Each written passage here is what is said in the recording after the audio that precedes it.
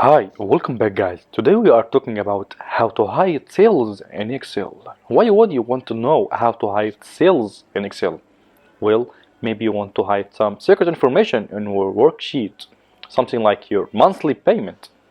So today I am going to show you how to hide cell in Excel.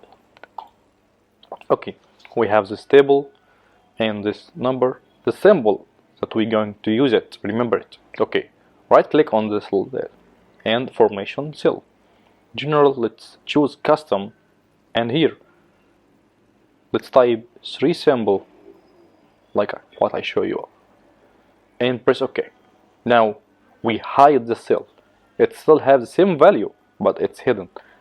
Let's try to change the value to 6, press enter. Now the function still work but it's still hide.